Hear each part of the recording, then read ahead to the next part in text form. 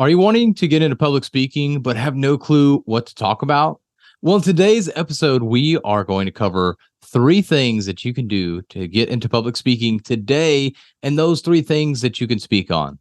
What's up, guys? This is Philip Sessions, your public speaking and presentation coach, here to help you with all things public speaking and presentations to prepare you to be able to speak on that stage in front of any size audience.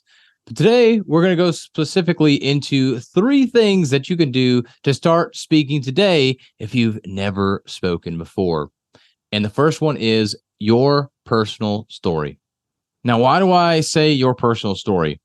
Well, your personal story will relate to the people that you relate to, because people will see themselves within your story. So if you have nothing better to share, why not talk about yourself, and not in a way that's selfish and talking about how great I am and the things that I've done and look at me now.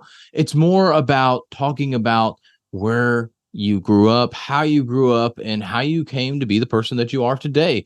What were those desires to make you want to go after your goals and dreams? How did you go after those goals and dreams? So on and so forth. But really just sharing your personal story and your journey to getting to where you're at today is the very first thing that you can share. And the second thing, which is very similar to that, is what you've done to get where you are at today. So you're sharing a lot of your story, but this is going into more depth. And depending on what you want to share with your audience, what you want to share to get known for, because if you listen to our previous episode, we talked a lot about making sure that you stick to one message. And your message can start to change at the beginning as you're not well known, as you're trying to figure out what it is exactly that you want to talk about. So you may not want to stick with just talking about your story the whole time, and that's okay, but start there. And then next would be to start talking about how you overcame whatever you overcame to get there. So we hear a lot of people kind of those rags to riches stories. Some people where they overcame the fact that they made no money at first, like Andy Frisella is a great example, and I'll just use that rather than a generality. But Andy talks about how I think the first 7 years he made about $500 a year, something like that. Basically, no money for the first 7 years in business. And if you know him now, today, he has multiple businesses, his biggest one being First Form. It's a supplement company, which actually was his second company, but he built that, and now it's like a 9-figure business. Crazy.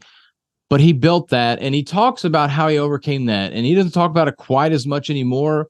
When we first started speaking on stages, he would talk about that a lot, and he'll still talk about it in his entrepreneur journey to really show people that he knows what it takes, what it's like to be in those trenches where it feels like nothing's working, and now where he's at. And so he becomes relatable because he talks in a way that people can understand who are there, who are still struggling to be able to make things happen, even though he's way up here on the income ladder and on the business ladder and everything. He's definitely become very successful. If you ask him, he'll say he's just getting started, but that's a whole nother thing. And I'm going to digress from that.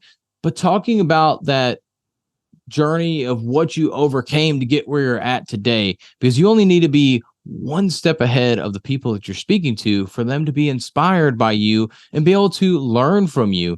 And even if they're ahead of you, there may be something that you know that they don't. For instance, AI is a big thing right now, and all these youngsters are learning AI. And so some of the older people don't know about it. They don't know a lot about technology. So they can learn from a younger person, even though they may technically have 30, 40 years of business experience. They don't know about this technology. And so rather than trying to learn it themselves, they can go learn from a younger person. And so vice versa, which is what we more see of, is a young business owner can look to an older business owner and learn from them.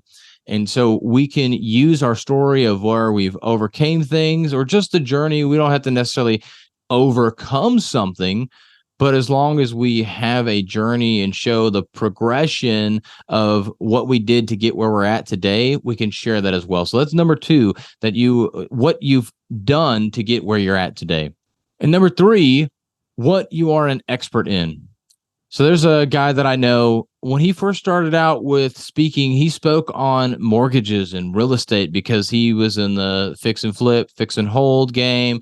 He has a mortgage company, does loans and everything like that for the real estate space. And so he started speaking on real estate events and at real estate events. But he started tying in some life stuff because he really wanted to speak more about life and life experiences and helping people learn how to live a life that they want to live rather than feeling like they're stuck in a certain life. And so he would blend those in. But because of his expertise in real estate, he would start with that and blend some of this life stuff in. And actually, over time, I want to say it was probably about 100 stages in. It was quite a few stages, nonetheless. But let's call it 100 stages. At 100 stages in, all of a sudden, he was getting asked to speak on life, the thing that he truly wanted to speak on, but he started with where he was an expert in, which was real estate, which was loans and things in that real estate space. And eventually he got to speak on the thing that he wanted to. So if you want to get started in speaking, especially if you don't know what to speak on, start with what you're an expert in. But if you want to speak on a different subject, still start with where you're an expert at, because as people get to see you, get to know you, like you, and trust you, and see that you're on multiple stages, they're going to be open to you speaking on theirs. And as you start blending in what you're an expert in, but then also throwing something else in as well, as long as it blends well together, don't sit there and talk about real estate, but then underwater basket weaving at the same time. Like, those don't go well together unless you're talking about the pool in the backyard or something. But other than that, they really don't tie together. So make sure that you can blend those in well on that speech. But those are the three ways that you can start speaking today, because I know that's one of the hardest things is to figure out, what am I going to talk about? And again, make sure that when you do pick something, pick that one message and start going with that and those stories behind that. But just kind of recap here real quick for you. Those three things are: one, your personal story; two, what you've done to get where you're at today; and number three, what you are an expert in. And then blending in, if you want to, if you don't want to stick with that subject or whatever it is that you're an expert in, figure out ways to be able to blend in the subjects that you want to talk to or talk about to people as you speak about what you're an expert in. And those are the three ways that you can start speaking today. And if you need any help with that, feel free to reach out. I'd be happy to help.